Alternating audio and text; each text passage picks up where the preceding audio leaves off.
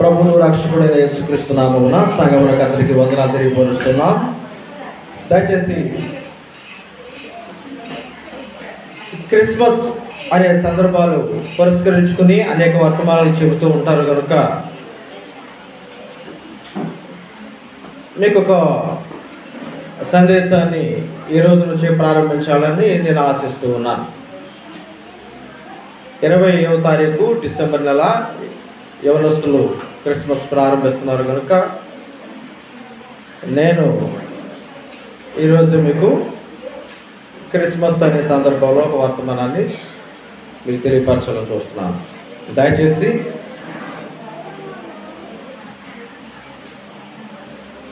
యెషయా గ్రంథము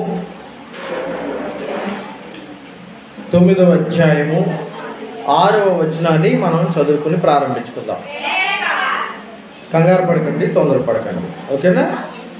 ఏలయనగా మనకు శిశువు పుట్టెను, మనకు కుమారుడు అనుగ్రహింపబడెను, ఆయన భుజము మీద రాజ్యభారం ఉండెను. ఆ ఆశ్చర్యకరుడు, ఆలోచనకర్త, బలవంతుడైన దేవుడు, నిత్యుడగు తండ్రి, సమాధానకర్తయగు అధిపతి అని అతనికి పేరు పెట్టబడును. చాలు ప్రియమైన వాళ్ళరా, ఏలయనగా మనకు శిశువు పుట్టెను.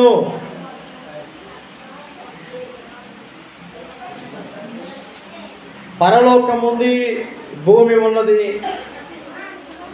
పరమందు ఆశ్చర్యుడైనటువంటి దేవుడు తన కుమారుడైనటువంటి యేసుక్రీస్తు ప్రభువారిని ఈ లోకానికి పంపించాలనే ఉద్దేశంతో ఈ భూమి మీద మొట్టమొదటిగా నరుని నిర్మించి అన్నాడు తప్ప తన కుమారుణ్ణి మాత్రం పుట్టించలేదు. మొట్టమొదటిగా మానవుడు మాత్రమే సృజించబడ్డాడు. మానవుడు సృజించబడిన విధానం చూస్తే ఆది కాండములో 2వ అధ్యాయంలో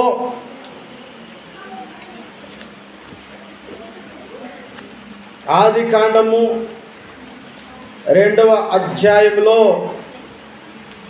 జ్ఞాపకం చేసుకుందాం. దేవుని యొక్క వాక్యములో ఆ యొక్క నరుడు ఎలా ఏర్పడ్డాడు అని మనం చూస్తే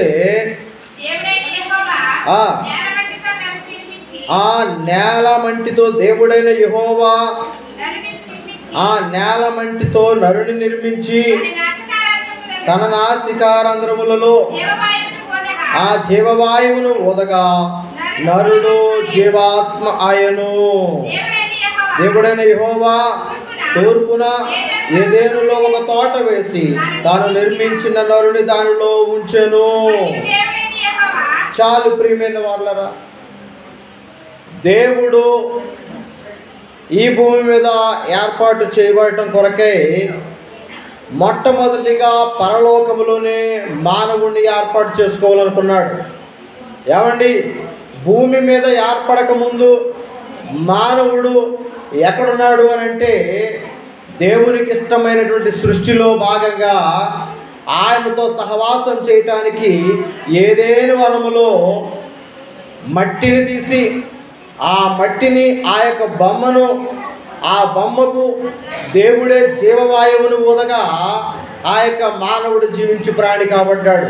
అంటే మొట్టమొదటిగా యేసుక్రీస్తు ప్రభువారు పుట్టలేదు.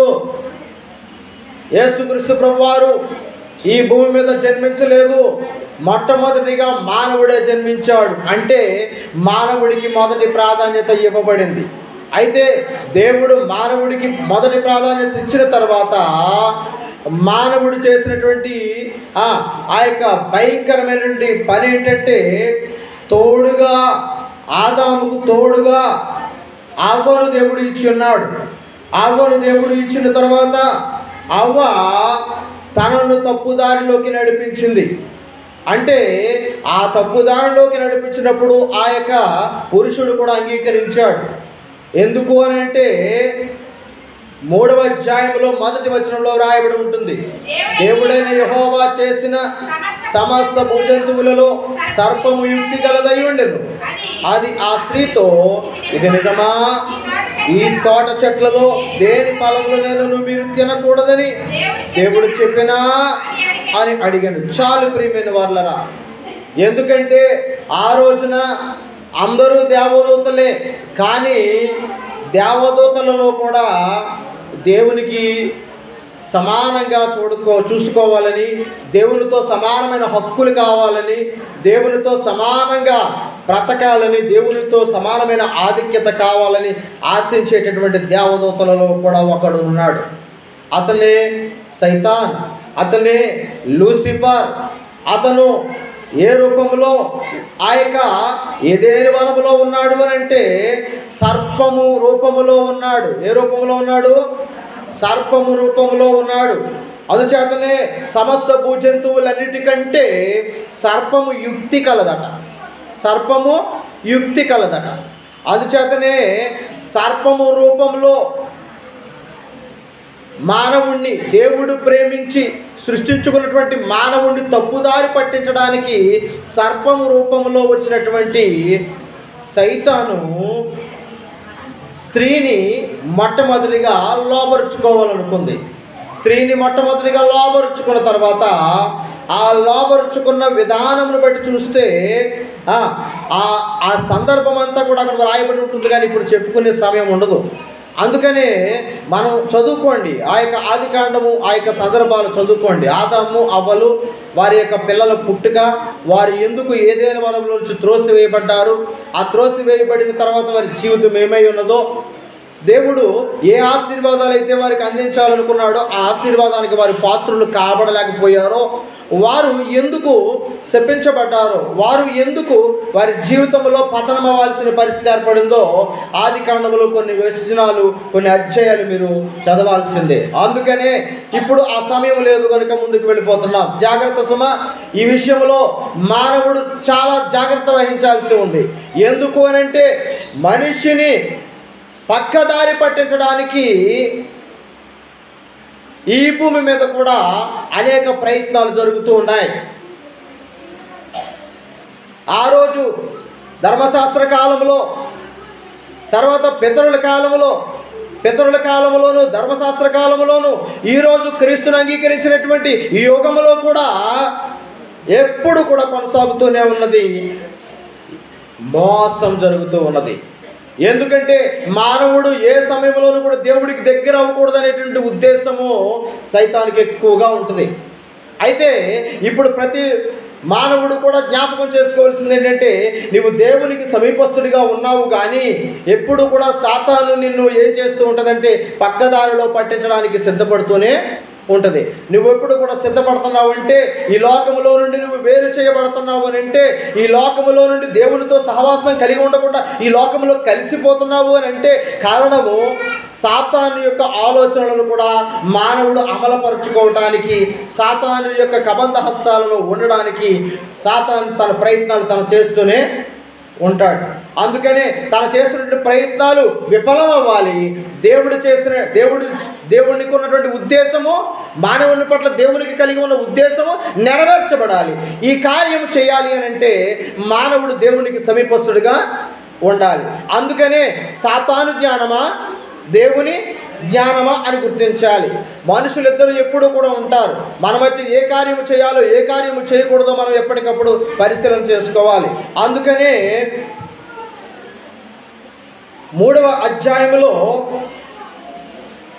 ఆ జీవవృక్ష ఫలములట స్త్రీకి ఎప్పుడు కూడా ఇష్టమైనది ఏంటంటే కన్నులకు అందమైనది. కానీ 6వ వచనం చూడండి, ఆ వృక్షం ఆహారమునకు మంచిది, కన్నులకు అందమైనది, వివేకమిచ్చు రమ్యమైనది ఉన్నాయి. యూటును చూచినప్పుడు ఆమె దాని ఫలములలో కొన్ని తీసుకుని తిని తనతో పాటు తన భర్తకు కూడా ఇచ్చింది. అంటే ఒక స్త్రీ తను సాతానుకు లోబరచబడటమే కాకుండా తనతో పాటు తన ఇచ్చినటువంటి తోడు సహకారి అయినటువంటి భర్తను కూడా సైతాను యొక్క ఉద్దేశములకు లోబరిచేటట్లుగా సిద్ధపరిచింది. అందుకనే చాలామంది వారి జీవితాల్లో ప్రతి కుటుంబము కూడా దేవునితో కలిసి ఉన్నా ఆ కుటుంబంలో కొంతమంది సైతాను యొక్క ఉద్దేశాలను బలపరుస్తూ ఉంటారు. అప్పుడే మన కుటుంబంలో ఎవరుంటారు అని అంటే దేవుడు ఉంటాడు, సైతాను ఉంటాడు. ఎందుకనంటే తానా అంటే తందాన అనేటటువంటి వారు కొంతమంది అయితే వాటిల్లో కూడా సత్యాన్ని అనుసరించి వెళ్ళేటటువంటి వారు కొంతమంది మాత్రమే ఉంటారు. ఈ రోజున అనేక మంది స్త్రీలు దేవుని మందిరంలో ఉంటున్నారు, కానీ పురుషులు ఎందుకు రాలేదు అని అంటే ఇంట్లో సంఘటనలు అయితే కనుక అన్నీ చక్కబెట్టుకుంటారు, కానీ దేవుని విషయంకి వచ్చేటప్పుడు మాత్రం స్త్రీలతో సమానంగా పురుషులు దేవుని మందిరానికి రారు. ఇది పల్లెటూర్లలో ఉన్న విధానమే తప్ప టౌన్లో పట్టణాల్లో అటువంటివి జరగవు. టౌన్లో భార్య భర్త పిల్లలు ఇలా కుటుంబాల సమేతంగా వెళ్ళాల్సిందే. అలా వెళ్ళడానికి వాళ్ళు కట్టుబాటు కలిగి ఉంటారు. కట్టడి, చాలా అద్భుతమైనటువంటి కట్టడి. అయితే ప్రియమైన వాళ్ళరా, ఈ పల్లెటూర్లలో ఉండేటువంటి వాతావరణం ఏంటంటే చదువుకునే వరకు మాత్రమే ఇళ్లల్లో ఉంటారు. బాగా చదువుకున్న తర్వాత ఉద్యోగాలు వచ్చేసిన తర్వాత ఉన్నతమైనటువంటి స్థితుల్లోకి వచ్చేసిన తర్వాత వాళ్ళు ఉద్యోగాల నిమిత్తమే వెళ్ళిపోతే పర్వాలేదు, వారి యొక్క స్థితిగతులు మెరుగుపరచబడిపోయి అనేక పట్టణాలు వెళ్ళిపోతే పర్వాలేదు, ఉన్న ఊరిలో ఉన్న వారు సొంత సంఘానికి మాత్రం కట్టుబడి ఉండలేరు, వారి మందిరానికి సరిగా రాలేరు. ఇది భారతదేశం అంతా జరుగుతూనే ఉన్నది. ఇది మన సంఘంలోనే కాదు.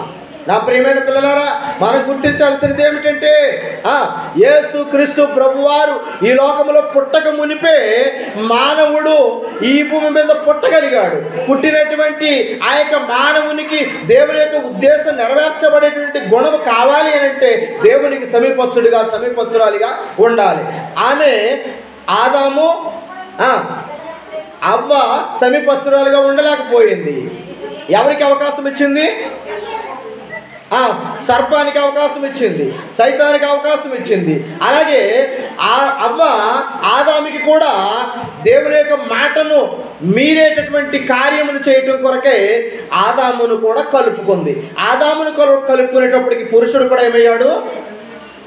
అవ్వతో పాటు దేవుని యొక్క ఆజ్ఞను ధిక్కరించాడు. ఇలా ధిక్కరించినటువంటి వారి యొక్క బ్రతుకు ఏమైపోయారు? వారి జీవితంలో దేవుడు అనుకున్నటువంటి ఉద్దేశము నెరవేర్చాలని మొదటి అధ్యాయంలో 27వ వచనంలో 27-28వ వచనాల్లో రాయబడి ఉంది. చూడండి, దేవుడు తన స్వరూపమందు నరుని సృజించెను, దేవుని స్వరూపమందు వారిని సృజించెను, స్త్రీనిగాను పురుషునిగాను వారిని సృజించెను. దేవుడు వారిని ఆశీర్వదించెను. ఎట్లనగా, మీరు ఫలించండి, అభివృద్ధి పొందండి, విస్తరించండి, భూమిని నిండించి దానిని లోబరుచుకొనుడి, సముద్రపు చేపలను ఆకాశ పక్షులను భూమి మీద ప్రాకు ప్రతి జీవిని ఏలుడని దేవుడు వారితో చెప్పాడు. చాలు ప్రియమైన వాళ్ళరా, ఆయన ఓ మంచి కార్యం కోసం మానవుడిని ఏర్పాటు చేసుకుంటే మానవుడు ఏం చేశాడు? సైతానికి అవకాశం ఇచ్చి పాపం మూట కట్టుకున్నాడు. ఆజ్ఞ అతిక్రమమే పాపము. అయితే దేవుడు ఎన్నో ఆశీర్వాదాలు ఇచ్చినా కానీ మానవుడు తప్పుదారి పట్టి ఈ భూమి మీద లేనిది అంటే పాపము లేదు, నాశనము లేదు, తీర్పు లేదు, శిక్ష లేదు, ఈ భూమి మీద కుళ్ళి కుతంత్రాలంటూ ఏమీ లేవు. మానవుడిని సృజించినప్పుడు మొదలుకొని మానవుడిని అలా పెంచాలని, పోషించాలని, దీవించాలని, ఆశీర్వదించాలని, విస్తరించండి రా నాయన అని అంటే భూమి అంతా ప్రజలతో విస్తరించబడింది, కానీ దీవించబడుతూ ఉన్నారు. కానీ వారు భౌతిక సంబంధమైన ఆశీర్వాదాలతో పాటు ఆత్మ సంబంధమైన ఆశీర్వాదాల కొరకు వెంపర్లాడే మనసు తగ్గిపోయింది. కారణం ఏమిటి అంటే ఈ లోకములో సైతానికి అవకాశం ఇచ్చారు, దేవునికి అవకాశం తగ్గించారు. దేవుని యొక్క సహవాసాన్ని తక్కువగా చూసుకుంటున్నారు, తక్కువ దేవుని సహవాసం కలిగి ఉంటున్నారు, ఎక్కువ సహవాసాన్ని సాతానికి అప్పగించేస్తున్నారు. అందుకనే ప్రియమైన వాళ్ళరా, పాపము వలన వచ్చు జీతము మరణమై ఉన్నది కనుక ఈ విషయాలన్నీ చెప్పుకుంటే చాలా రిఫరెన్స్లు నేను చెప్పగలను, కానీ ఇప్పుడు అలా చెబితే చాలా సమయం పడుతుంది కనుక మీరు చక్కగా అర్థం చేసుకుంటూ ఉండండి, ముందుకు కొనసాగుదాం. అందుకనే పాపము వలన వచ్చే జీతము మరణమండి. అందుకనే 3వ అధ్యాయంలో 15వ వచనం చూస్తే, మరియు నీకును నీ స్త్రీకిని నీ సంతానమునకు ఆమె సంతానమునకును వైరము కలుగు చేసేదను, అది నిన్ను తల మీద కొట్టును, నీవు దానిని మడిమ మీద కొట్టుదువని చెప్పాను. ఆయన స్త్రీతో, నీ ప్రయాసమును నీ గర్భవేదనను నేను మిక్కిలి హెచ్చించేదను, వేదనతో పిల్లలను కందువు, నీ భర్త ఎడల నీకు వాంఛ కలుగును, అతడు నిన్ను ఏలునని చెప్పాను. ఈ రీతిగా వారి జీవితంలో దేవుడు అనుకున్న ప్రణాళికను ఈ కుటుంబం పాడు చేసింది. ఈ భార్యాభర్తలు పాడు చేశారు. అందుకనే అక్కడ ఏదైనా వనముల్లో నుండి వారిని త్రోసివేసి వారికి మనోవేదనకు గురి చేసి ఏదైనా వనములో నుండి త్రోసివేయడమే కాకుండా ఎవరు ఎక్కడున్నారంటే వారు 17వ వచనం చూస్తే, తినవద్దని నేను నీకు ఆజ్ఞాపించిన వృక్షఫలములు తింటివి గనుక నీ నిమిత్తము నేల శపింపబడి ఉన్నది. ఏం శపించబడింది? మానవుడు చేసిన పని వల్ల మానవుడే శాపగ్రస్తుడు అవ్వలేదు, మానవుడితో పాటు నేల కూడా శపించబడింది. అయ్యయ్యో, ఈ విషయాన్ని చూస్తే మనిషే భ్రష్టుడు అనుకుంటే మనిషితో పాటు ఒక ఫలవంతమైనటువంటి నేల కూడా శపించబడింది. అంటే మానవుడు ఎంతగా తన జీవితంలో ఉన్న ఆశీర్వాదాన్ని పోగొట్టుకున్నాడో మనం ఆలోచించవచ్చు. నేల శపించబడి ఉన్నది, ప్రయాసముతోనే నీవు బ్రతుకు దినములో నీవు దాని పంట తిందువు. అంటే ఈ నేల శపించబడింది అని అంటే 30 దంతలుగా 60 దంతలుగా 100 దంతలుగా ఫలించాల్సినటువంటి పంట ఎంతవరకు వస్తుంది అని అంటే కొంతవరకునే మాత్రమే దక్కుతుంది. ఈ రోజున ఒక వ్యవసాయం చేయాలి అని అంటే కనుక ఎంతో ప్రయాసపడాల్సి వస్తుంది, సింపుల్గా ఏమీ వచ్చేయట్లేదు. కానీ ఆ రోజు ఆదాము అవ్వలు పొరపాటు చేయకపోతే కనుక నేలలో 100% ఫలాలు ఆ మనుషులు అనుభవించారనమాట. అయితే గమనించాలి, ఆ యొక్క మనుషులు అనుభవించలేకపోయారు అంటే గల కారణం వారు ఆజ్ఞను అతిక్రమించారు. ఆజ్ఞను అతిక్రమిస్తే వారు చేసినటువంటి పాపము ఏం చేసింది అంటే శిక్షకు గురి చేసింది, దేవుని యొక్క మనసును నొప్పించింది. అందుకనే వారు ఆ యొక్క ఏదైనా వనము, ఫలవంతమైనటువంటి ఏదైనా వనంలో నుంచి త్రోసివేయబడటమే కాకుండా మిగిలిన నేల కూడా ఎలా ఉందో అక్కడ ఆలోచిస్తే చూడండి అక్కడ ఎలా ఉందో. ముండ్ల తుప్పలంట, గచ్చ పొదలట నీకు మొలిపించును, పొలములోని పంట తిందువు, నీవు నేలకు తిరిగి చేరు వరకు నీ ముఖపు చెమట కాచి ఆహారము తిందువు. ఈ రోజున కష్టపడుతున్నాడు, ప్రయాసపడుతున్నాడు, కూలి పని చేసుకుంటున్నాడు అంటే గల కారణము అసలు కష్టం అనేదే లేకుండా దేవుడు చేయాలనుకున్నాడు. కానీ మానవుడు ఏం చేశాడు? పాడు చేశాడు. మానవుడు పాడు చేసుకున్నాడు కనుకనే ఈరోజు చెమటోర్చి కష్టపడి మనం సంపాదించుకొని తినాల్సి వస్తుంది. అందుచేతనే ఈ రోజున పేదలు ఉన్నారు, మధ్యతరగతి వారు ఉన్నారు, ధనికులు ఉన్నారు. కొంతమందికి పాకలు ఉన్నాయి, కొంతమందికి బిల్డింగులు ఉన్నాయి, కొంతమందికి పెద్ద పెద్ద ఆస్తిపాస్తులు ఉన్నాయి. అయితే ఈ భూమి మీద ఏ విధానంలోనైనా సరే మానవుడు గమనించి చూడగలిగితే కనుక కొన్ని పంటలు పండుతున్నాయి, కొన్ని పంటలు పండడం లేదు. కొంతమంది రైతులు ఆత్మహత్యలు కూడా చేసుకోవాల్సిన పరిస్థితులు ఏర్పడుతున్నాయి. అంటే ఎక్కడి నుంచి వచ్చింది అంటే ఆ రోజు మొదటి మానవుడు చేసినటువంటి తప్పిదము ఈ రోజు వరకు కూడా శిక్షకు గురి చేస్తూనే ఉన్నది.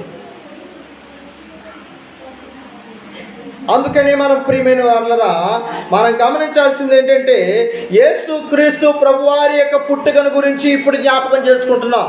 ఏమిటి అంటే మానవుడు పుట్టాడు, మానవుడు పెరుగుతున్నాడు, మానవుడు ఎదుగుతున్నప్పుడు వారి యొక్క కొమ్మని నరుక్కున్నాడంట. కొమ్మని, ఏ కొమ్మ మీద అయితే కూర్చున్నాడో ఆ కొమ్మనే నరుక్కేసుకుంటున్నాడంట. మానవుడు ఈ రోజుకి కూడా తన కొమ్మను తనే నరుకుకోవడానికి సిద్ధపడుతున్నాడు. కింద పడిపోయిన వెంటనే చచ్చాన్రా బాబు అని అనడం తప్ప బతికే యోగం అవకాశం కనిపించడం లేదు.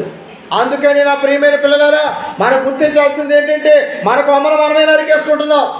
దేవునికి విరోధమైన కార్యాలు చేసి, దేవుడు చెప్పినటువంటి దేవుని యొక్క చిత్తాన్ని, ఉద్దేశాన్ని నెరవేర్చకుండా, దేవుని యొక్క ఆలోచనలకు తలొక్కకుండా ఈ లోకములో అపవాదికి అవకాశం ఇస్తున్నాం. అందుకనే ఈ భూమి మీద రకరకాలైనటువంటి శ్రమలు వచ్చి పడి కరువులు వస్తున్నాయి, భూకంపాలు వస్తున్నాయి, యుద్ధాలు జరుగుతున్నాయి, వ్యాధులు వస్తున్నాయి, కుదిరిలేనటువంటి సమాధానం, కుటుంబంలోనే కలహాలు వచ్చి ఒకరినొకరు ఏం చేసుకుంటున్నారు? చంపుకుంటున్నారు, కొంతమంది ఆత్మహత్యకు కూడా గురవుతున్నారంటే గల కారణం సమాధానం లేకుండా కుటుంబాలు అయిపోయి. ఆ రోజు ఆదాము అవ్వల కుటుంబం చేసిన పని ఎంతవరకు తీసుకుంది? ఈ రోజుకి శ్రమ వైపు నడిపించేసింది.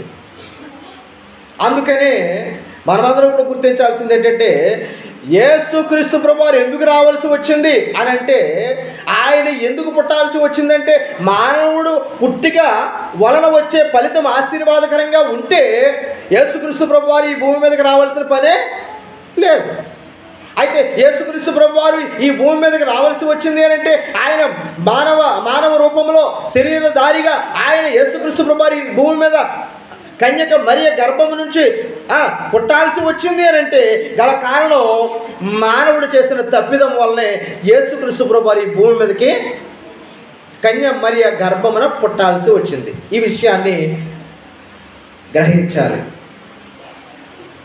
అందుకనే యేసుక్రీస్తు ప్రభువారి యొక్క పుట్టుక, మానవుని యొక్క పుట్టుక గురించి మనం చూస్తాం ఇప్పటి వరకు. అయితే యేసుక్రీస్తు ప్రభువారి యొక్క పుట్టుక ఏంటి అంటే, ఎలయనగా మనకు శిశువు పుట్టెను, మనకు కుమారుడు అనుగ్రహింపబడను.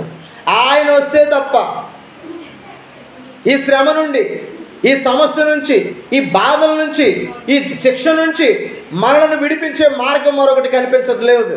అందుకనే మనకు కనిపించే ఒకే ఒక మార్గము యేసుక్రీస్తు ప్రభువారి యొక్క నామస్మరణ. మానవుని యొక్క శ్రమలలో నుండి, మానవుని యొక్క శోధనలలో నుండి, మానవుడి యొక్క తప్పిదములలో నుండి క్షమాభిక్ష కలిగి ఉండటం కొరకే క్షమాభిక్ష పెట్టినటువంటి వాడు క్రీస్తు ప్రభువారు. ఆయన పెట్టిన భిక్ష ఆయన తన ప్రాణాన్ని సమర్పించడమే.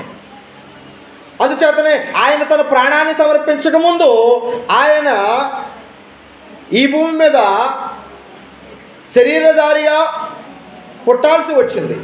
అందుకనే మత్తయి సువార్తలోకి వెళదాం. మత్తయి సువార్త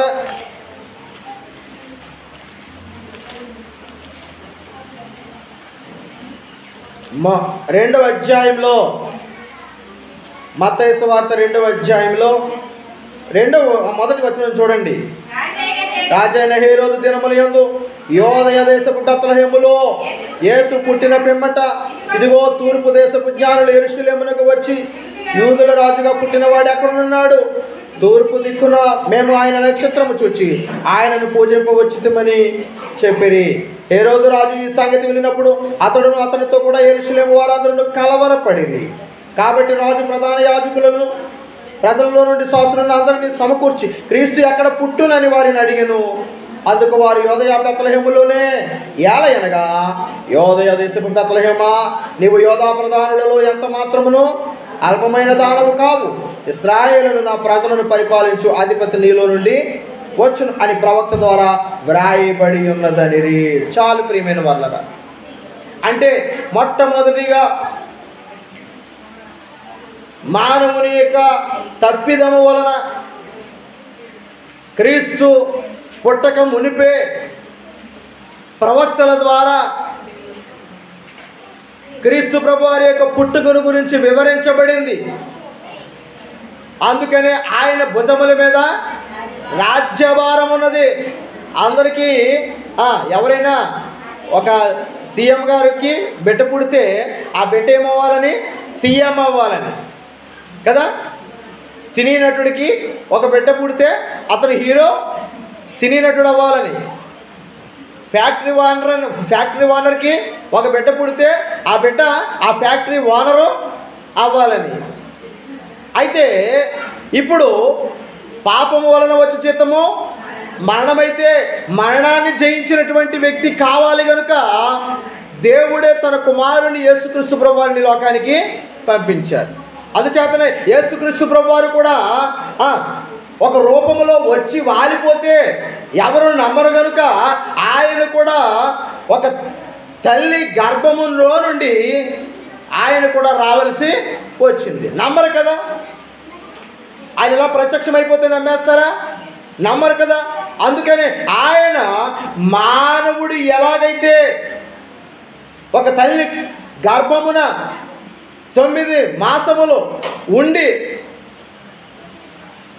ఆ యొక్క గర్భిణీ స్త్రీ డెలివరీ అయిన తర్వాత ఒక బిడ్డను మనము ఈ భూమి మీద పుట్టింది అని చెప్పగలుగుతామో, అలాగే యేసుక్రీస్తు ప్రభు వారి యొక్క పుట్టుక కూడా అలా ఉండాలని దేవుడు ప్రణాళిక వేశాడు.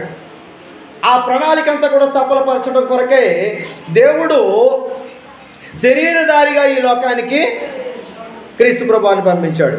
అయితే ఆయన చేసినది ఏమిటి? ఆయన ఎందుకు శరీరధారిగా వచ్చాడు అని చూస్తే లోకాసు వార్త 4వ అధ్యాయం 43వ వచనంలో ఈ మాట వ్రాయబడి ఉంటుంది. లోకాసు వార్త 4వ అధ్యాయము 43వ వచనంలో ఎందుకు శరీరధారిగా లోకానికి వచ్చాడు యేసుక్రీస్తు ప్రభువారు?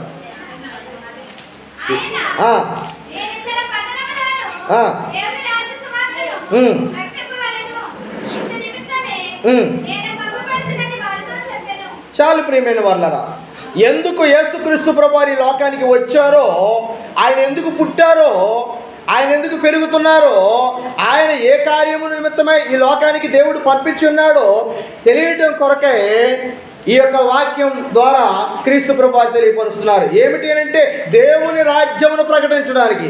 ఏం ప్రకటించడానికి? దేవుని రాజ్యమును ప్రకటించడానికి. దేవుని యొక్క రాజ్యమును ప్రకటించడానికి యేసుక్రీస్తు ప్రభువారు ఈ లోకానికి వచ్చారు. అంతేకాకుండా లోకాసు వార్త 19వ అధ్యాయం 10వ వచనం చూడండి. లోకాసు వార్త 19వ అధ్యాయము 10వ వచనం, నశించిన దానిని వేదకి రక్షించడానికి ఆ మనుష్య కుమారుడు వచ్చినని అతనితో చెప్పాను. చాలు. అంటే ఎవరైతే మనుషులు తన జీవితంలో నాశనమైపోతూ ఉన్నారో, ఈ నాశనమైపోతున్నటువంటి యొక్క మనుషులను రక్షించాలనే ఉద్దేశంతో యేసుక్రీస్తు ప్రభువు వారి లోకానికి వచ్చారు. ఆయన పుట్టుక యొక్క ఉద్దేశం క్రైస్తవునికి తెలిసి ఉండాలి. ఆయన యొక్క పుట్టుక యొక్క ఉద్దేశం ఈ భూమి మీద ప్రతి మానవునికి తెలిసి ఉండాలి. అప్పుడే వారు రక్షించబడతారు. వారి యొక్క ఉద్దేశం అంటే ఎందుకు రక్షించబడాలి, ఎందుకు క్రైస్తవ్యంలోనికి ఎందుకు రావాలి, ఎందుకు యేసును సొంత రక్షకుడిగా అంగీకరించాలి, ఎందుకు బాప్తిస్మం తీసుకోవాలి, ఎందుకు మారు మనసు పొందాలి, ఎందుకు పాపక్షమాపణ పొందాలి, ఎందుకు మన జీవితంలో ప్రభువుని సొంత రక్షకుడిగా అంగీకరించాలి అని తెలియాలి అని అంటే కనుక ఆయన ఎందుకు పుట్టాడో మనకి తెలియాలి. సమాజమా, సర్వ సమాజమా, దేశ ప్రజలారా, ప్రభు యేసుక్రీస్తు ప్రభువారి యొక్క సువార్తను ప్రపంచవ్యాప్తంగా వినిపిస్తున్నప్పుడు నువ్వు గ్రహించాల్సినది ఏంటంటే, నువ్వు ఈ లోకములో రోగముల కొరకు, విడుదల కొరకు, ఈ లోకములో అప్పుల బాధల నుంచి విడిపించబడటం కొరకే, ఈ లోకములో అనేకమైనటువంటి అవసరతలు సమాధానం కొరకు, కుటుంబంలో సమాధానం కొరకు, లేకపోతే దేశంలో వచ్చేటువంటి అవంతరాల నుంచి విడిపించబడటం కొరకై నువ్వు ఏ రూపంలో అయినా సరే క్రీస్తు ప్రభువారి వైపు వచ్చి నువ్వు మేలు పొందు, మంచిదే. కానీ చివరికి మాత్రం నువ్వు తెలుసుకోవాల్సింది ఏంటంటే క్రీస్తు ప్రభువారు లోకానికి రక్షకుడుగా వచ్చి ఉన్నాడని విషయాన్ని గ్రహించాలి. ఆయన లోక రక్షకుడు. అందుకనే ఆయన దేవుని యొక్క రాజ్యమును ఈ భూమి మీద ప్రకటించడానికి, ఆయన రాజ్యం ఉంది, దేవుని యొక్క రాజ్యం ఉంది అని ప్రకటించడానికి యేసుక్రీస్తు ప్రభువారు ఈ లోకానికి వచ్చారు. నశించిన దానిని వెదకి రక్షించడానికి ఈ లోకానికి వచ్చారు. అంతేకాకుండా మత్తయి సువార్త 17వ అధ్యాయం చూస్తే దేవుని యొక్క వాక్యములో ఇలా వ్రాయబడి ఉంటుంది. మత్తయి సువార్త 17వ అధ్యాయం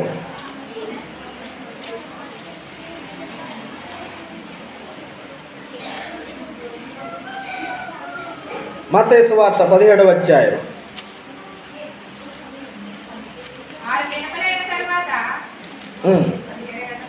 17వ అధ్యాయము చదవండి. యాకోబును, యేసు పేతురును, యాకోబును, అతని సహోదరుడిని యోహానును వెంటబెట్టుకుని ఎత్తైన యొక్క కొండ మీదకి ఏకాంతముగా పోయి వారి ఎదుట రూపాంతరము పొందాను. ఆయన ముఖము సూర్యుని వలె ప్రకాశించెను, ఆయన వస్త్రములు వెలుగు వలె తెల్లనివాయను. ఇదిగో మోషేయు ఏలియాయో వారికి కనబడి ఆయనతో మాట్లాడుచుండిరి. అప్పుడు పేతురు అన్నాడు, ప్రభువా, మనం ఇక్కడ ఉండుట మంచిది. నీకు ఇష్టమైతే ఇక్కడ నీకు ఒకటియో, మోషేకు ఒకటియో, ఏలియాకు ఒకటియో 3 పర్ణశాలలు కట్టుదునని యేసుతో చెప్పాను. అతడు ఇంకను మాట్లాడుచుండగా ఇదిగో ప్రకాశమానమైన యొక్క మేఘము వారిని కమ్ముకొనెను. ఇదిగో ఈయన నా ప్రియ కుమారుడు, ఈయన యందు నేను ఆనందిస్తున్నాను, ఈయన మాట వినుడని యొక్క శబ్దము మేఘములో నుండి పుట్టాను. శిష్యులు ఈ మాట విని బోర్లా పడి మిక్కిలి భయపడగా యేసు వారి యొద్దకు వచ్చి వారిని ముట్టి లెండి భయపడకూడని చెప్పాను. వారు కన్నులెత్తి చూడగా యేసు తప్ప మరి ఎవరిని వారికి కనబడలేదు. అంటే ఈ భూమి మీద ఆయన రాజ్యమును, దేవుని యొక్క రాజ్యమును విస్తరింప చేయడం కొరకే, ఆయన రాజ్యం ఉన్నదనే విషయం తెలియపరచడం కొరకు యేసుక్రీస్తు ప్రభువు వారు పుట్టారు, పెరిగారు, ప్రకటిస్తున్నారు. అయితే నశించిన దానిని వెతకి రక్షిస్తున్నారు. మూడవది ఏంటి అంటే ఈ శిష్యులను, అంటే 12 మంది శిష్యులను, 12 మందితో పాటు మరొక 70 మంది శిష్యులను ఈ రీతిగా ఏర్పాటు చేసేటువంటి బాధ్యత ఎవరిపైన ఉంది? యేసుక్రీస్తు ప్రభు వారి పైన ఉంది. మరి రాజ్యభారం కలిగి ఉన్నాను అని అంటే ఆయన రాజ్యాన్ని ఏర్పాటు చేసినప్పుడు ఆయన రాజ్యాన్ని పరిపాలన చేయాలి అని అంటే కనుక భూమి మీద సువార్త ప్రకటించాలి. సువార్త ప్రకటించాలి అని అంటే ఏం చేయాలి? ఆయన ఒక్కైనా చేసుకోగలడా? ఆయన 30 సంవత్సరాలు 33 సంవత్సరాలు అయిపోయేటప్పటికల్లా ఆయన సిలువకు అప్పగించబడ్డాడు. అందుకని ఆ పని అంతా కూడా ఎవరికి నేర్పించాలి? ఇప్పుడు ఆ సువార్తను ఎవరు ప్రకటించమని తెలియపరచాలి?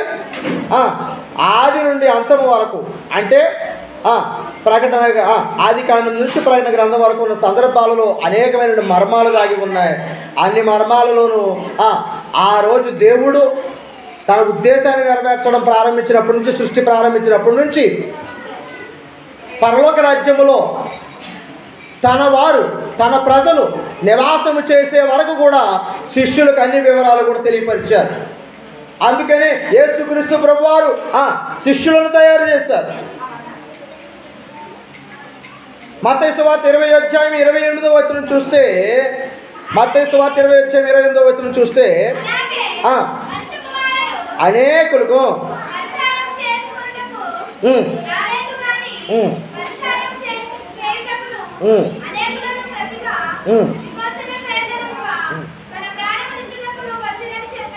చాలు ప్రియమైన వాళ్ళరా, అనేకులకు విమోచన క్రయధనముగా ప్రాణము పెట్టడానికి యేసుక్రీస్తు ప్రభువు వారి లోకానికి వచ్చారు. ఏమండి, మనుషులు దీవించబడతారు అని అంటే ఎంతమంది పుట్టినా పర్వాలేదు, కానీ మనుషులు శపించబడడానికే పుడతారని అనుకుంటే కనుక అసలు ఎవరు కూడా పిల్లలు కనడానికి కూడా ఇష్టపడరు. పిల్లలు కనడానికి ఇష్టపడతారా? నిరుపేద స్థితిలోనే బతకాలి అని అనుకుంటే పిల్లలకి అంటారా? ఎవరినో నిరుపేదలు పిల్లల్ని కనుక్కోరు. బాధల్లో ఉన్నటువంటి వారు పిల్లల్ని కనుక్కోరు, పెళ్ళిళ్ళు చేసుకోరు, పిల్లలు కనుక్కోరు. పిల్లలకు మా బ్రతుకులు కాకపోతే పిల్లల బ్రతుకులైనా బాగుపడతాయి, ఉన్నతమైన స్థితిలో ఉంటారు, వారు మేము బ్రతికిన బ్రతుకు కంటే వారు ఇంకా అద్భుతంగా బ్రతుకుతారు, లేకపోతే వారి యొక్క బ్రతుకులు ఇంకా బాగుంటాయి అని అనుకుంటేనే పిల్లలకంట. అయితే దేవుడు తన కుమారుడు నుండి యేసుక్రీస్తు ప్రభువుని ఎందుకు పంపించాడు? ఇక్కడికి ఎందుకు పుట్టించాడు? ఈ మేలు పొందడానిక, ఫలించడానిక, ఆశీర్వాదాలు అందించడానిక, మేలులతో తొలతొక్కడానిక? ఆయన ఉమ్మి వేస్తే ఆ ఉమ్మి తీసి ఆ యొక్క కళ్ళ మీద రాస్తే గుడ్డివారు కూడా ఏమయ్యారు? కంటి చూపు వచ్చి చూశారు.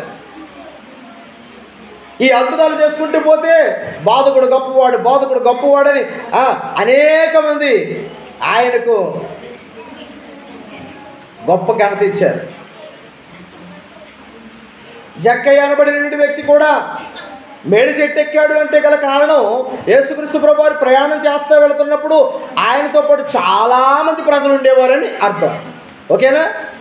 అంతేకాకుండా 5 రొట్టెలు 2 చేపల్ని 5,000 మందికి ఆహారంగా మార్చారు, అక్కడ భోజనం పెట్టారు అని అంటే అక్కడ యేసు ప్రభువారితో చాలామంది ప్రజలు ఆ బోధ వినడానికి వచ్చారని మనం గ్రహించవచ్చు. ఆయన ఎక్కడుంటే అక్కడ జనం తండోపతండాలుగా ఉండేవారండి. మంచం పట్టినటువంటి ఒక రోగిని ఇంటి దగ్గర నుంచి మంచంతో తీసుకెళ్ళిపోయి ఇంటి పైకప్పు పగలగొట్టి ఇంటి పైకప్పు మీద నుంచి యేసుక్రీస్తు ప్రభువారు ఉన్నటువంటి గదిలోనికి దింపారు. గల కారణం గదులు లేక, డోర్ సరిపోక, కారణం జనసందోహం. జనం సందోహం. ఈ జనసందోహంతో నింపబడేవారు. ఇటువంటి జనసందోహంతో నింపబడినటువంటి ఘనత పొందుకున్నటువంటి యేసుక్రీస్తు ప్రభువారు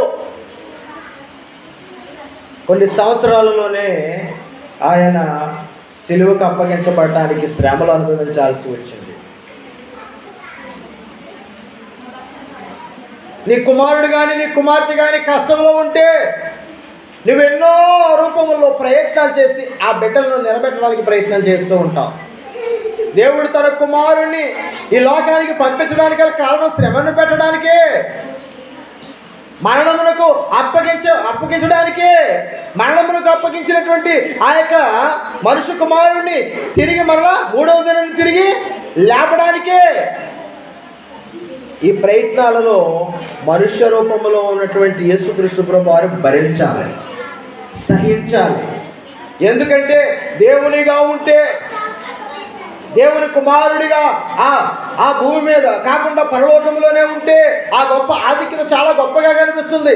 కానీ ఆ గొప్ప ఆధిక్యతలో ఆ సింహాసనం మీద కూర్చుండి ఆనందపడేటటువంటి భాగ్యం కంటే ఈ భూమి మీద కన్య మరియ గర్భము నుంచి క్రీస్తు ప్రభువారు పుట్టాల్సి వచ్చింది. అంటే మానవుడి యొక్క పుట్టుకలో ఆ రోజు ఆశీర్వాదాన్ని పోగొట్టుకున్నా మరలా యేసుక్రీస్తు ప్రభు రూపంలో ఆయన తన యొక్క ఆశీర్వాదాన్ని పదిలంగా మళ్ళీ మానవుడికి ఇచ్చేశాడు. నశించిన దానిని వెదకి రక్షించడానికి యేసుక్రీస్తు ప్రభు వారి లోకానికి వచ్చారు కనుక ఎవరైతే క్రీస్తును సొంత రక్షకుడిగా అంగీకరించారో వారందరూ కూడా మరలా దీవించబడబోతున్నారు, మరలా ఆశీర్వదించబడబోతున్నారు, మరలా బలపరచబడబోతున్నారు, శిక్ష నుంచి తప్పించబడబోతున్నారు, శ్రమ నుంచి విడుదల పొందబోతున్నారు. ఏ మేలులైతే అక్కడ 28వ వచనములో మొదటి అధ్యాయంలో ఆదికాండములో ఏ మేలులైతే దేవుడు ఇవ్వాలని ప్రయత్నం చేశాడో నరునికి, అవన్నీ తిరిగి క్రీస్తు ప్రభు వారు మరణించి తిరిగి లేచిన తర్వాత అన్నీ అనుగ్రహించబడి ఎవరైతే ఈ సువార్తను అంగీకరించారో విమోచన క్రయధనముగా ఆయన ప్రాణం పెట్టడానికి లోకానికి వచ్చాడు. వెండి బంగారాలు ఇచ్చిన మన పాపాల నుంచి మనం కడగబడలేము. అంతేకాకుండా ఈ భూమి మీద మనుషులు రక్తం కార్చేసుకున్నంత మాత్రాన మన పాపాలు కడుక్కోలేము. ఆ జంతువులను బలిగా ఇచ్చేసినంత మాత్రాన ఆ రక్తం జంతువుల యొక్క రక్తం కార్చేసినంత మాత్రాన మన పాప విడాదులు కడుక్కోలేము. పరిశుద్ధుడైన యేసుక్రీస్తు ప్రభు వారి యొక్క రక్తము ద్వారా మాత్రమే మనకు పాపానికి విడుదల దొరుకుతుంది. 1 పేతురు 1వ అధ్యాయం 18వ వచనం చదువుతాం. 1 పేతురు 1వ అధ్యాయం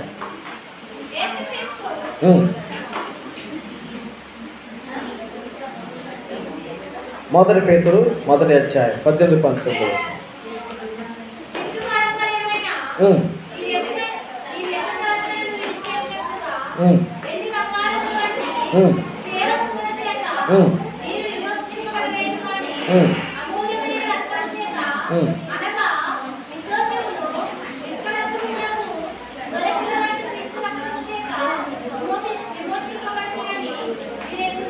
చాలు ప్రియమైన వాళ్ళరా, మీరు ఏ విషయం ఎరగాల్సి ఉంది? వెండి బంగారముల ద్వారా మన పాపములు పరిహరించబడవు, జంతు రక్తం ద్వారా మన పాపములు పరిహరించబడవు. అంతేకాకుండా మనుషులు రక్తం కార్చేసుకుంటం ద్వారా ఏమి పరిహరించబడవు. ప్రశస్తమైన రక్తం, పవిత్రమైన రక్తము ప్రభువైన యేసుక్రీస్తు ప్రభు వారి ద్వారా శిలువ మీద వేలాడదీయబడుతున్నప్పుడు కార్చబడిన ఆ యొక్క రక్తము ద్వారా మాత్రమే పాప క్షమాపణ కలిగింది మానవుడికి. ఇవన్నీ కూడా దేవుని చిత్తమును నెరవేర్చడం కొరకే యేసుక్రీస్తు ప్రభు వారి ద్వారా నెరవేర్చబడి దేవుని చిత్తం నెరవేర్చబడింది. అందుకని దేవుని యొక్క చిత్తమును నెరవేర్చడం కొరకే యేసుక్రీస్తు ప్రభు వారి పుట్టుక జరిగిందన్న విషయం క్రైస్తవులకి తెలియాలి. ఈ భూమి మీద ఉన్నటువంటి మనుషులందరికీ తెలియాలి. ఈ విషయాన్నే అనేక రూపాల్లో సువార్తను ప్రకటిస్తూ ఉంటారు దైవజనుడు. కొన్ని లోతైనటువంటి శాస్త్రాలు పరిశోధన చేసి కూడా అనేక మంది దైవజనులు బోధించడం మనం చూస్తూ ఉంటాం. ఈ భూమి మీద క్రీస్తు ప్రభువారి యొక్క పుట్టుకను గురించి అనేక రూపాల్లో క్రిస్మస్ చెట్టు అంటారు, నక్షత్రం అంటారు, క్రిస్మస్ తాత అంటారు, లేకపోతే ఇంకా క్రిస్మస్ క్యాండిల్స్ అంటారు, రకరకాలు ఉన్నాయి. కానీ ఇవన్నీ కూడా మనం కొన్ని కల్పించుకున్నవి, సృష్టించుకున్నవే తప్ప అన్నీ పరిశుద్ధ గ్రంథంలో ఉన్న విషయాలు మాత్రం కానే కాదు. అయితే అమూల్యమైన రక్తము ద్వారా, ఏ రక్తం ద్వారా? క్రిస్మస్ రోజున కూడా మనం జ్ఞాపకం చేసుకోవాల్సింది ఏంటంటే, నీ పాపము డాగులు కడిగి పవిత్రపరచడం కొరకు మాత్రమే క్రీస్తు ప్రభువారు పుట్టారనే విషయం జ్ఞాపకం చేసుకోవాలి.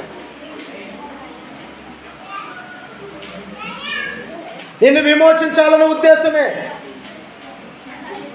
ఆయన నిన్ను విడిపించాలనే ఉద్దేశమే. ఏ మనిషి అయితే మొట్టమొదటిగా మనం ముందు చూసుకుందాం, ఆదాము అవ్వల దగ్గర ఆ మనుషులు చేసినటువంటి పని మనకు శ్రమను రప్పించింది, శోధన రప్పించింది, కష్టం రప్పించింది. ఈరోజు కష్టపడాల్సిన పరిస్థితి ఏర్పడింది. కూర్చుంటే తరిగిపోయే ఆస్తులేమి ఇప్పుడు మనకి లేవు. మనం ప్రయాసపడాల్సి వస్తుంది, చెమట రోడ్చాల్సి వస్తుంది.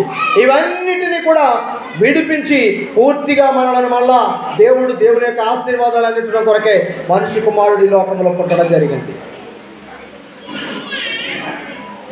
అందుకని మరొక మారు మీరు జ్ఞాపకం చేసుకోండి, ఎటువంటి పరిస్థితుల్లో కూడా మీరు మళ్ళీ వెనక్కి తిరిగి చూడకండి. ఇవన్నీ కూడా జరగడానికి ముందు, యేసుక్రీస్తు ప్రభువారు పుట్టడానికి ముందు, ఆ జగత్తు పునాదికి ముందే నిర్ణయించబడింది అని అంటే, క్రీస్తు ప్రభువారు పుట్టక ముందే ప్రవచనాలు ఉన్నాయి. ఈ ప్రవచనాలు జరుగుతున్నప్పుడు అనేక మంది ప్రవక్తలు కానీ, ప్రజలు కానీ, ఇశ్రాయేలీయులు కానీ అనేక మంది వారి యొక్క హృదయాలలో అనేక సార్లు వారు ఏమనుకున్నారంటే, జరుగుతాయా జరుగుతాయా జరుగుతాయా అనుకుంటూ వచ్చారు. కానీ అవి జరిగే రోజు ఒకరోజు వచ్చింది. ఆయన యోధా గోత్రంలో యేసుక్రీస్తు ప్రభువారు పుట్టినారు అన్న విషయం మనకు తెలుస్తుంది. ఆదికాండం 49వ అధ్యాయం 10వ వచనంలో రాయబడి ఉంటుంది. ఆదికాండం 49వ అధ్యాయం 10వ వచనం.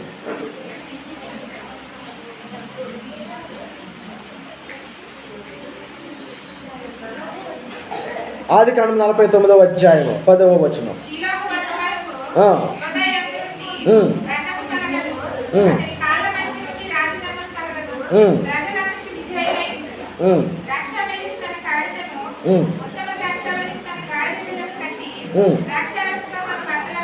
చాలు చాలు చాలు. ఆదికాండం 49వ అధ్యాయం 10వ వచనంలో యోధా గోత్రములో క్రీస్తు ప్రభువారు పుట్టినట్లుగా మనం చూడొచ్చు.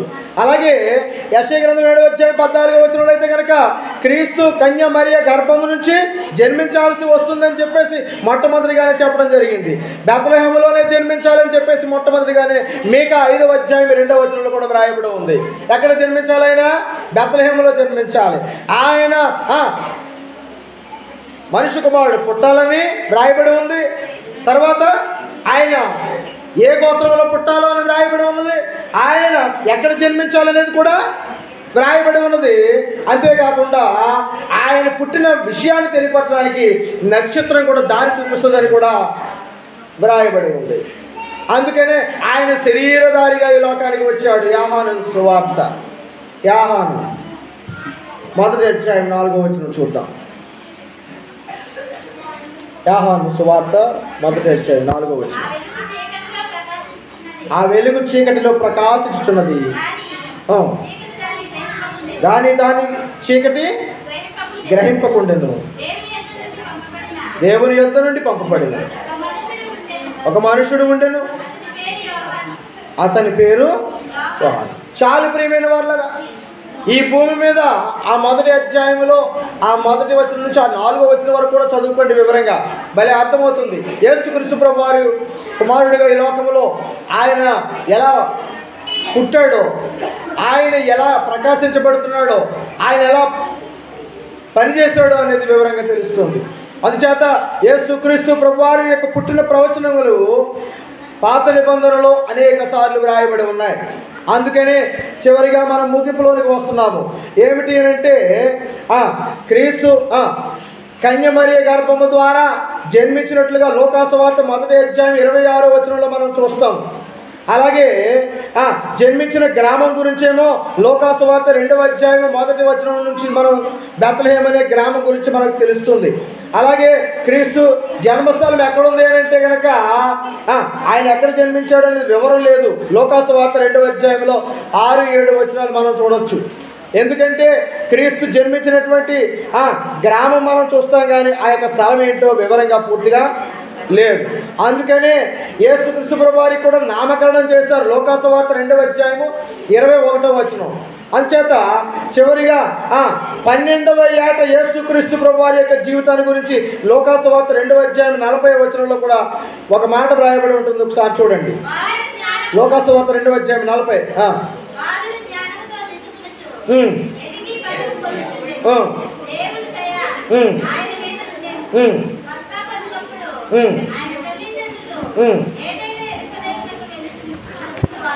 చాలు ప్రియమైన వాళ్ళరా, ఇలా లోకాసు వార్త 2వ అధ్యాయం 40వ వచనంలో 52వ వచనం వరకు మనం చూస్తే యేసుక్రీస్తు ప్రభువు వారి యొక్క 12వ ఏట యొక్క జీవితాన్ని గురించి రాయబడి ఉంటుంది. అక్కడ మన ప్రాసెస్ అంతా కూడా మానవ జీవితం ఎలాగైతే ఆధారపడి ఉంటుందో సేమ్ క్రీస్తు ప్రభువు వారి యొక్క జీవితం కూడా అలాగే ఆధారపడి ఉంటుంది. అంచేత ఆయన జీవితానికి మన జీవితానికి డిఫరెన్స్ అంటూ ఏమీ కనిపించదు. ఆయన తల్లి కడుపులో పుట్టారు, మనము తల్లి కడుపు నుండే వచ్చాము. అలాగే ఆయన చక్కగా ఎదుగుతూ ఉన్న సమయంలో తల్లిదండ్రులకు మర్యాదనిస్తూ గౌరవాన్నిస్తూ ఎదుగుతూ వచ్చారు. మనం కూడా తల్లిదండ్రులను గౌరవిస్తూ మర్యాదపూర్వకంగానే మనం ముందు కొనసాగుతూ ఉన్నాం. అలాగే యేసుక్రీస్తు ప్రభువు వారైతే కనుక సరిగ్గా 30 ఏట నుంచి 33వ ఏట వచ్చేటప్పటికల్లా శ్రమలు అనుభవించారు. ఈ భూమి మీద కూడా మనం కూడా పాపం వలన శ్రమలు అనుభవిస్తున్నాము తప్ప, మనకి అయోమయంలో ఉండి శ్రమలు అనుభవిస్తున్నాం తప్ప, అజ్ఞానం వల్ల శ్రమలు అనుభవిస్తున్నాం తప్ప, ఒకరికొకరు సమాధానం లేక శ్రమలు అనుభవిస్తున్నాము తప్ప, మనమేమి పాప విమోచన కొరకు మాత్రం శ్రమలు అనుభవించడం లేదు. ఎప్పుడు శ్రమలు అనుభవిస్తాం? పాప విమోచన కొరకు క్రీస్తును సొంత రక్షకుడిగా అంగీకరించిన తర్వాత అప్పటి నుంచి మారి మనసు పొంది బాప్తిస్మం తీసుకుని మన జీవితాన్ని దేవునికి సమర్పించుకున్న తర్వాత పరిశుద్ధంగా జీవించాలనుకుంటామే, అప్పుడు శ్రమలు అనుభవిస్తాం. ఆ శ్రమలు క్రీస్తు ప్రభువు వారి సిలువ వేయబడినటువంటి శ్రమలు లాంటివే వినిపిస్తాయి. వాటిల్లో లెక్కల్లో పెట్టుకోవచ్చు. కానీ అప్పటి వరకు మనం పొందేటువంటి శ్రమలన్నీ మన సంబంధించిన పర్సనల్ శ్రమలు, పర్సనల్ శోధనలు, వ్యక్తిగతంగా నీ జీవితానికి వచ్చినటువంటి శ్రమలు శోధనలు తప్ప మరొకటి కానే కాదు. అందుకనే యేసుక్రీస్తు ప్రభువారు నీకులాగా నాకులాగా ఆయన ఆహారం తిన్నాడు, ఆయన నిద్రపోయాడు, అలసిపోయినప్పుడు ఇబ్బంది పడ్డాడు, నిద్రపోవాలనుకునేవాడు. ఆయన కూడా నీకులాగా నాకులాగా కన్నీరు కార్చాడు. అంతేకాకుండా మన వంటి రక్త మాంసములు కలిగి ఉండనని చెప్పేసి హెబ్రీయులకు 2వ అధ్యాయం 14వ వచనంలో రాయబడి ఉంటుంది. ఇక ఈ విషయాన్ని మనం ముగించుకుందాం. శరీరధారి అయినటువంటి యేసుక్రీస్తు ప్రభువారు మన మధ్యకు ఎలా వచ్చారో మనకు అర్థమై ఉండాలి. ఓకేనా? మీకు అర్థమైందా? నేను ఎక్కడ ఆగినా ఆ సందేశం అనేది ఫుల్ఫిల్ మీకు అందించడం కష్టమవుతుంది కనుక నేను మధ్యలో ఏవి కూడా మాట్లాడటానికి నేను సంబంధించలేదు. మీరు గమనించాలి, మీరు గుర్తించాలి. ఇక్కడ యేసుక్రీస్తు ప్రభువారి గురించి మాట్లాడుకుంటున్నాం, ఆయన పుట్టుక గురించి మాట్లాడుకుంటున్నాం. ఏడాకోళంగా 4 జోకులు వేసుకుంటే మనకి ఉన్న సందర్భం పోతుంది. మీరు ఆలోచించండి, మీ జీవితంలో అసలు క్రీస్తు ప్రభువారి యొక్క పుట్టుక, మనిషి యొక్క పుట్టుకలో ఉన్న అది ఏదైతే పోగొట్టుకున్నామో అది మరలా క్రీస్తు ప్రభువారి యొక్క పుట్టుక ద్వారా మనం పొందుకోవడానికి ఈ యొక్క పుట్టుక జరిగింది. మీకు అర్థమైందా? ఇంకొకసారి చెప్తున్నాను, యేసుక్రీస్తు ప్రభువారి యొక్క పుట్టుక ఎందుకు జరిగిందో. మానవుడు తను పుట్టినటువంటి పుట్టుకలో ఏదైతే పొందుకోవాలనుకున్నాడో పొందుకోలేకపోయాడో అది పొందుకోవటం కొరకే యేసుక్రీస్తు ప్రభువారు పుట్టుక జరిగింది. ఇప్పుడు యేసుక్రీస్తు ప్రభువారి యొక్క పుట్టుకలో నెక్స్ట్ అంశం, మరొక అంశాన్ని మనం ఆలోచించుకుంటే కనుక మనకు బాగా అర్థమవుతుంది. దేవుడు చాలా యేసుక్రీస్తు ప్రభువారిని లోకానికి పంపించి మనకు చాలా మంచి కార్యం చేశాడని మనకు అర్థమవుతుంది. అందుచేత మనమందరము కూడా క్రీస్తు ప్రభువారిని సొంత రక్షకుడిగా అంగీకరించామా? సంతోషమే. నువ్వు నిలబడు, నువ్వు ఇతరులను నిలబెట్టడానికి ప్రయత్నం చెయ్యి. క్రీస్తు ప్రభు యొక్క పుట్టుకను నువ్వు ఒక పండగలాగా చేసుకుని, ఒక సందడిగా చేసుకుని, ఆ రోజు 24 గంటలు చేసుకుని ముగించేసేది కాకుండా నీ జీవితంలో, నీ హృదయంలో ఎప్పుడు సంపూర్ణంగా నీవు బ్రతకున్నంత కాలం కూడా క్రీస్తుని సొంత రక్షకుడిగా అంగీకరించే క్రిస్మస్లు చేసుకోవాలని ప్రేమపూర్వకంగా కోరుకుంటూ, ప్రభు ఈ యొక్క వాక్యం నీ హృదయంలో భద్రపరిచి భద్రపరచాలని ప్రేమపూర్వకంగా కోరుకుంటూ, దేవునికి వందనాలు తెలియపరుస్తూ, మీకు ప్రత్యేకంగా నిండా వందనాలు తెలియపరుస్తూ ఉన్నాను. దేవుడి మాటలు మన హృదయాల్లో భద్రపరచుగాక. ఆమేన్.